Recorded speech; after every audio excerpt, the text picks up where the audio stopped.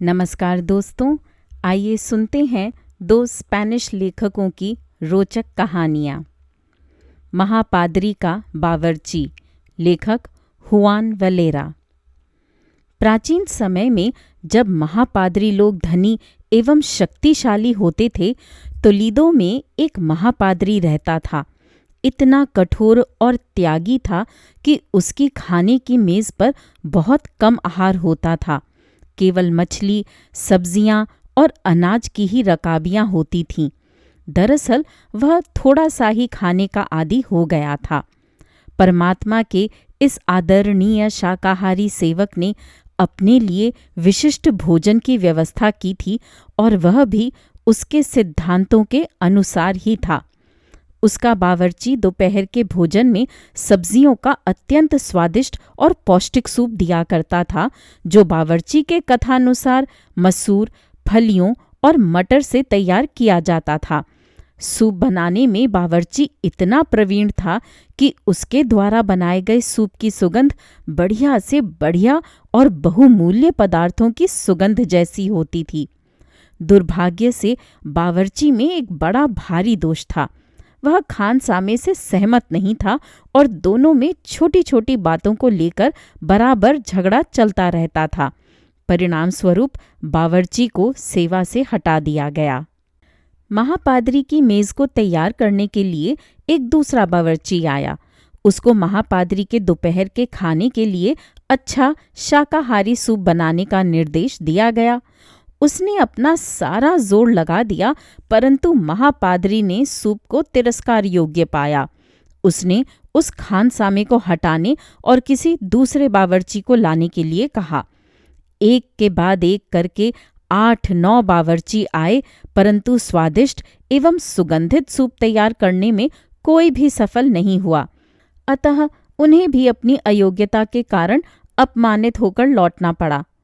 अंत में एक बावर्ची की नियुक्ति की गई, जिसके पास पाक कला में प्रवीणता और अच्छे सामान्य ज्ञान के साथ साथ तीक्ष्णता भी थी। अपने काम की जिम्मेदारी संभालने से पहले वह पुराने बावर्ची के पास गया और परमात्मा तथा सारे संतों के नाम पर उसने पूछा कि वह शाकाहारी सूप किस प्रकार बनाता था, जो महापादरी को बहुत ही स्वादिष्ट लगता था और पसंद था। पहला बावर्ची इतना विशाल हृदयी था कि उसने अपने नए उत्तराधिकारी को सूप बनाने का अब तक रहस्य बना वह नुस्खा ईमानदारी से बता दिया। नए बावर्ची ने उन निर्देशों का पालन ध्यानपूर्वक किया और नुस्खे के अनुसार सूप को सुगंधित किया तथा गिरजे के कठोर प्रधान के सम्मुख पेश किया। ज्यों ही महापादरी ने उसको चखा, उसके मुंह से प्रसन्नतापूर्वक वाह वाह निकला और शाकाहारी सूप की प्लेट का आनंद लेता हुआ उसे समाप्त कर गया। फिर उसने अत्यंत अनुराग से कहा, परमात्मा को धन्यवाद है, अंत में उसने ऐसा बावर्ची भेज ही दिया जो पहले बावर्ची जैसा या उससे भी अच्छा सूप बना सकता है। ये काफी स्वादिष्ट और भूख बढ़ाने वाला है। बावर्ची को यहाँ भेजो, मैं उसे बताना चाहता हूँ कि मैं उससे कितना खुश हूँ। बावर्ची खुशी खुशी आ गया। महापादरी ने शानदार ढंग से उसका स्वागत किया और उसके कौशल की बहुत प्रशंसा की। रसोई के कलाकार की बड़ाई की गई। वास्तव में ईमानदार, आज्ञाकारी और अच्छे ईसाई होने के नाते वह अपने मालिक को न केवल अपने व्यवसाय के कौशल का सबूत देना चाहता था, बल्कि अपनी उत्तम नैतिक इच्छाओं से भी परिचित करवाना चाहता था, जिन पर भौतिक कार्यों की अपेक्षा उसे अधिक गर्व था। अतः नए बावर्ची ने महापादरी से कहा, महाराज, बावजूद इसके कि मैं आपका अत्यंत आदर करता हूँ, मैं सोचता हूँ कि यह मेरा दायित्व है कि मैं आपको अवगत करवाऊं कि पहला बावर्ची आपको धोखा दे रहा था और ये उचित नहीं कि उसके बुरे उदाहरण का मैं अनुकरण करूं। अब तक सूप केवल मटर और फलियों से ही नहीं बनाया जाता रहा था। उसको सूअर के मांस, चूजे की छाती, जिगर, छोटे पक्षियों के गुर्दों और मांस के टुकड़ों से सुगंधित किया जाता था। देखा जाए कि किस प्रकार महाराज को धोखा दिया गया। महापादरी ने अपनी दृष्टि को बावर्ची पर जमाया और अपनी उंगली को हिलाते हुए मुस्कुराकर तथा निराशा और मनोविनोद के मिश्रित स्वर में कहा, उस स्थिति में ओ दुष्ट, इस धोखे को तुम्हें अपने पास ही बनाए रखना चाहिए था। आइए सुनते हैं दूसरी कहानी, एमिलिया पार्दो बाज़ान की लिखी पहला प्यार। तब मेरी आयु क्या होगी, 11, 12 या 13, क्योंकि इसी उम्र में मन प्यार में पड़ने लगता है। प्यार कब हुआ, इस पचड़े में पड़ने के बजाय ये जानना ज्यादा सही होगा कि यह कैसे हुआ। मैं तब चाची के घर पर था। चाची चर्च जाती, मैं उनके बेडरूम में जाकर संदूक और दराजों की तलाशी लेता और उन चीजों को खोजता जिन्हें वह बहुत संभाल कर रखती थी। उनका संदूक अजायब घर की तरह था, जहां कुछ न कुछ अतुल्य मिल जाता, जैसे संदल की सुगंध जो उनके सफेद कपड़ों को सुगंधित करती थी। ऑलपिन खोसने की साटन की गद्दी फीकी पड़ गई थी। बुने हुए दस्ताने बारीक कागज में लपेटे हुए थे। संतों के चित्र, सीने पिरोने की चीजें, नीले मखमल का जालीदार बटुआ जिस पर बगुले काढ़े गए थे, कोनों में पड़ी अंबर और चांदी की माला। मैं इन्हें देखता और फिर यथास्थान रख देता। लेकिन एक दिन संदूक के ऊपर वाले हिस्से में जहां एक छोटी सी दराज थी, वहां मुझे सोने जैसी चमकने वाली कोई चीज दिखी। मैंने अपना हाथ वहां बढ़ा दिया और सोने के चौखटे में लगा लगभग 3 इंच लंबा हाथी दांत का सूक्ष्म चित्र वहां से निकाल लिया। वह कोई सुंदर सी तस्वीर थी, बिल्कुल मेरे सपनों की परी सरीखी। चित्र वाली लड़की की उम्र लगभग 20 वर्ष होनी चाहिए। उसका चेहरा अंडाकार था, होंठ भरे भरे और अधखुले से। वह किसी को तिरछी नजर से देखती प्रतीत हो रही थी। उसके गालों में गड्ढे देखकर लग रहा था मानो कामदेव ने उसे फुर्सत से बनाया था। उसके सिर पर बेहद नफासत से स्कार्फ बंधा था, जिसमें से कसकर बंधा हुआ लटों का गुच्छा चेहरे को अद्भुत आभा दे रहा था। यह स्कार्फ पुराने ढंग का था, जो उसकी गर्दन के पिछले भाग से उठता था और उसकी युवा गर्दन को सलीके से दर्शाता था। माथे के करीब आता तो गालों में पड़ते डिम्पल्स को और खूबसूरत बना देता। मैं चित्र को हाथ में लिए न जाने कितनी कल्पनाओं से भर गया।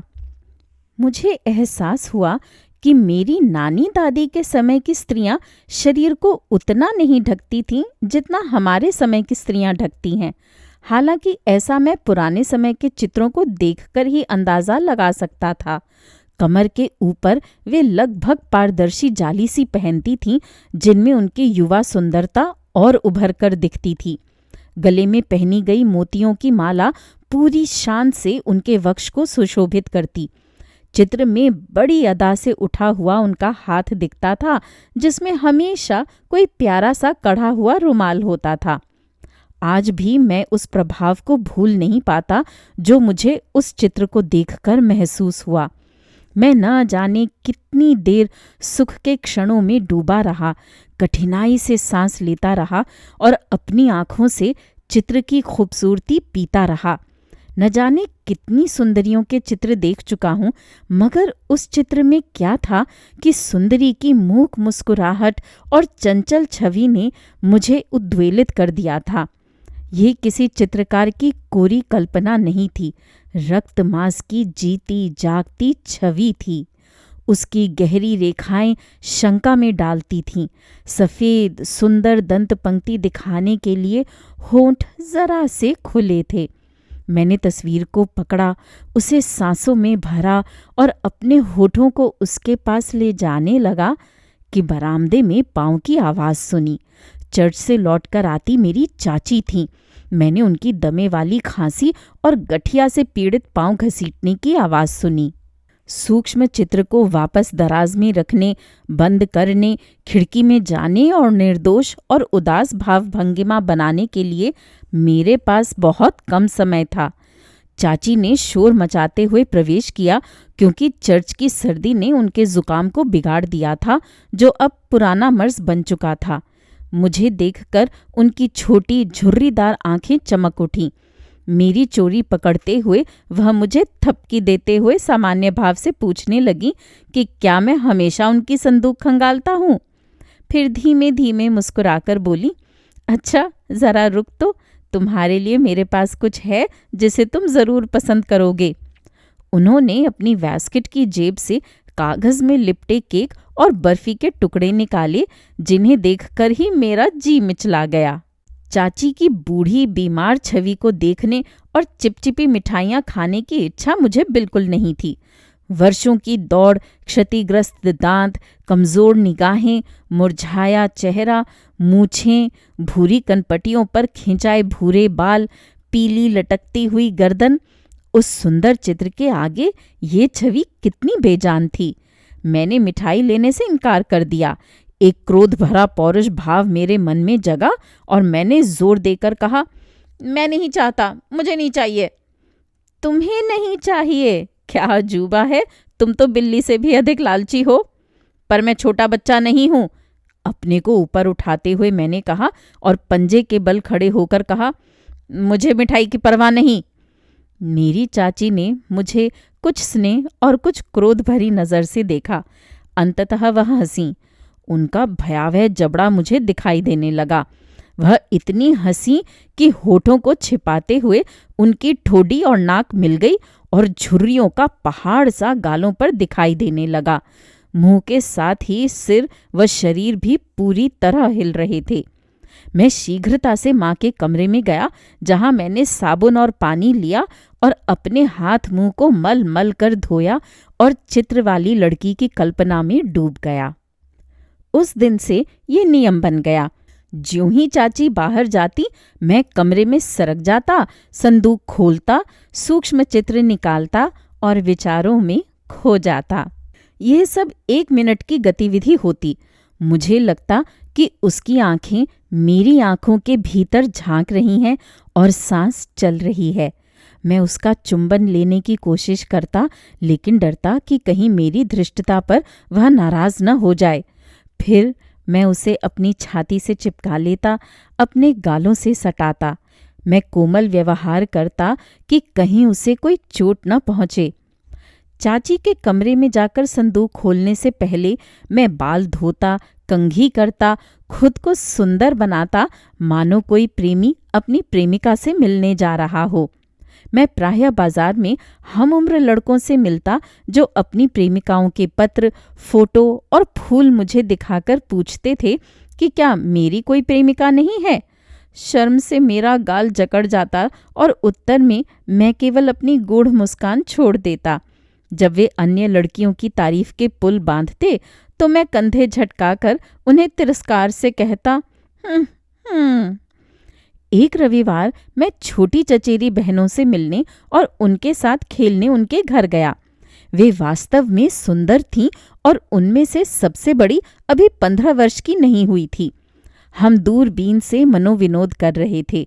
तभी लड़कियों में से एक ने, जो अभी 12 की भी मुश्किल से हुई थी, चुपचाप मेरा हाथ पकड़ा और थोड़ा शर्माती हुई अपनी मुट्ठी मेरे हाथ में खोलती बोली, इसे ले लो।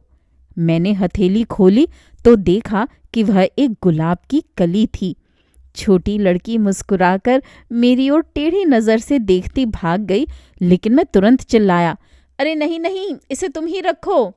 उस पूरी दोपहर फिर उसने मुझसे बात नहीं की और आज तक इसके लिए मुझे क्षमा भी नहीं किया। हालांकि अब उसका ब्याह हो चुका है और उसके 3 बच्चे भी हैं। सुबह शाम मिलाकर जो 2-3 घंटे मेरी चाची चर्च में बिताती थीं, उसमें उस चित्र को देखने की चाह पूरी नहीं होती थी।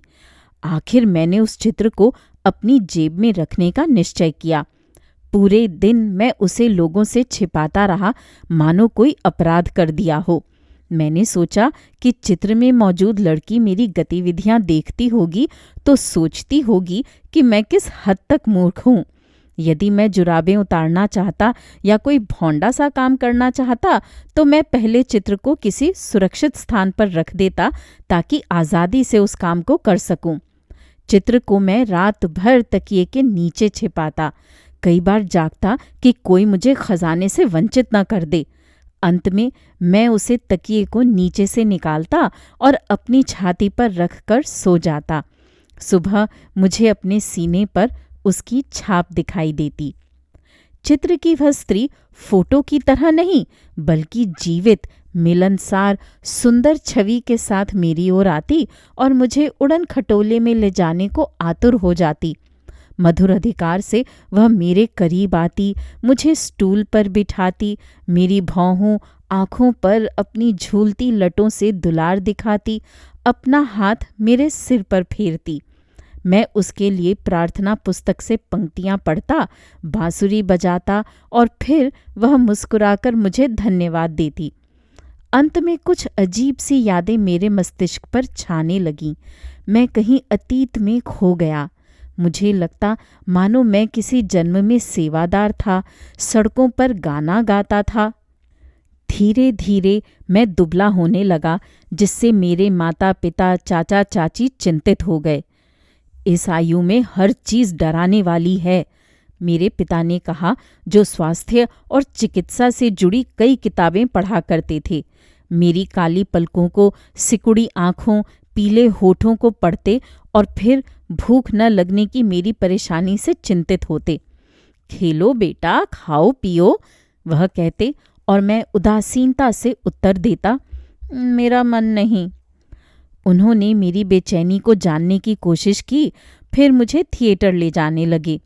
कुछ समय बाद मेरी पढ़ाई छुड़वा दी गई और ताज़ा झागदार दूध पीने को देने लगे। बाद में वह मेरे सिर और पीठ पर ठंडा पानी डालते। मैंने ध्यान दिया कि जब मैं अपने पिता को शुभ प्रभात कहने जाता तो वह काफ़ी देर तक मुझे घूरते और कई बार तो अपनी रीढ़ पर मैं उनकी निगाहें जमी हुई महसूस करता। मैं चालाकी से अपनी आंखें नीची कर लेता था, ये निश्चय करते हुए कि अपना अपराध स्वीकार करने के बजाय मर जाना अच्छा है। जैसे ही मुझे परिवार के स्नेही अकेलेपन से छुट्टी मिली, मैंने अपने आप को चित्र के साथ अकेला पाया। एकाएक पवित्र भावना कहीं उड़ गई और मैं चतुराई से फोटो का फ्रेम निकालने और हाथी दांत से उस सुंदरी को बाहर निकालने में सफल हो गया। जैसे ही मैंने अपने होंठ चित्र पर जमाए और उसके बालों की सुगंध को महसूस किया, मैंने एहसास किया कि यह सचमुच कोई जीवित छवि थी जिसे मेरे कांपते हाथों ने थाम रखा था। मुझ पर बेहोशी तारी हो गई और चित्र पकड़े हुए ही मैं सोफे पर अचेत होकर गिर पड़ा। होश आया तो मैंने अपने माता पिता और चाची को चिंतामग्न देखा। मेरे पिता बड़बड़ाते हुए मेरी नाड़ी देख रहे थे। चाची पंजे जैसी अपनी उंगलियों से मुझसे वह चित्र लेने का प्रयास कर रही थीं और मैं उसे जोर से पकड़े हुए था। मेरे प्यारे बच्चे, इसे छोड़ दो, तुम इसे गंदा कर रहे हो, उन्होंने पुकारा। देखो, जब भी तुम चाहोगे मैं इसे तुम्हें दिखा दूंगी, लेकिन अभी तुम इसे नष्ट करने में लगे हो। इसे इसके पास ही रहने दो, लड़के की हालत ठीक नहीं है, माँ ने प्रार्थना सी की। चाची ने उत्तर दिया, अरे कैसे रहने दूं? आखिर कौन ऐसा दूसरा चित्र बना सकेगा? आजकल कोई ऐसा सूक्ष्म चित्र नहीं बना पाता। ये मेरे बीते दिनों की याद है और मैं भी बीते दिनों की चीज़ हूँ। अब मैं वैसी नहीं हूँ जैसी इसमें दिखाई गई हूँ। ये मेरी जवानी की तस्वीर है। भय से मेरी आंखें फैल गईं। मेरी उंगलियों की पकड़ ढीली पड़ गई। पता नहीं कैसे मुंह से निकला, इस चित्र में तुम हो चाची? क्यों, तुम्हें भरोसा नहीं कि कभी मैं सुंदर थी? हूं तो अब भी सुंदर, लेकिन तब 23 साल की थी और अब तो भूल गई हूं कि कितने साल की हूं। मेरा सिर शर्म से झुक गया। मैं फिर से अचेत हो गया। पिता ने मुझे उठाकर बिस्तर पर लिटाया और दवा खिलाने लगे। इसके बाद मैं जल्दी ही ठीक हो गया, लेकिन फिर कभी भी मैंने चाची के घर जाने की इच्छा जाहिर नहीं की। दोस्तों, अभी आप सुन रहे थे रोचक स्पेनिश कहानियाँ। उम्मीद है ये कहानियाँ आपको पसंद आ रही होंगी। मेरे चैनल पर आने के लिए और इन कहानियों को सुनने के लिए धन्यवाद।